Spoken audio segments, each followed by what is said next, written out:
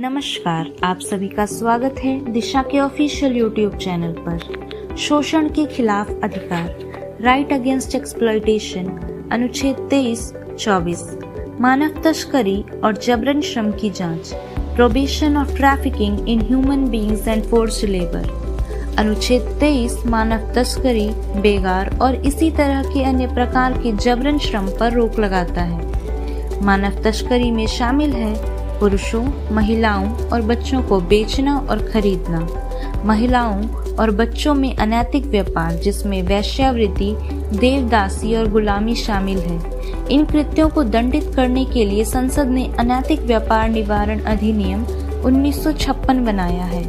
कारखानों आदि में बच्चों के नियोजन का निषेध, prohibition of employment of children in factories etcetera, अनुच्छेद 24। यह अधिनियम 14 वर्ष से कम आयु के बच्चों को कारखानों या अन्य खतरनाक गतिविधियों में नियोजित करने पर रोक लगाता है। खतरनाक कार्य में बच्चों को रोजगार में रोकने के लिए महत्वपूर्ण कानून बाल श्रम अधिनियम 1986 है।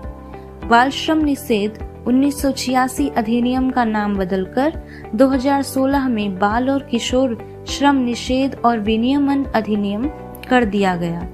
2016 में इस अधिनियम का संशोधन बच्चों के रोजगार पर पूरी तरह से रोक लगाता है। इन लेखों में कमियां, loop holes in this articles. भिखारी या शोषण शब्द को संविधान द्वारा स्पष्ट रूप से परिभाषित नहीं किया गया है। यह क्रिस्टल क्लियर फॉर्म में नहीं है। मानव के अवैध व्यापार पर प्रतिबंध लगा दिया गया, लेकिन वेश्यावृत्ति को अवैध नहीं ठहराया गया है। इसीलिए बड़ी संख्या में महिलाओं को अपना शरीर बेचना पड़ा और अनुच्छेद 25 उन्हें सम्मान देने में विफल रहा। 14 साल से कम उम्र के बच्चों को खतरनाक काम में लगाना प्रतिबंधित है, लेकिन होटल, रेस्टोरेंट, गैरेज में नौकरी करना गैर कानूनी है। बचपन ज्ञान अर्जित करने के लिए होता है, न कि पैसे के लिए, रोजगार के लिए। अन्य गरीब मजदूरों को सामान्य मजदूरी के साथ काम करना पड़ता है क्योंकि भुखमरी ही एकमात्र विकल्प है। कुछ मामलों में न्यूनतम मजदूरी तय की जाती है। लाभ और महत्व, एडवांटेजेस एंड इम्पोर्टेंस।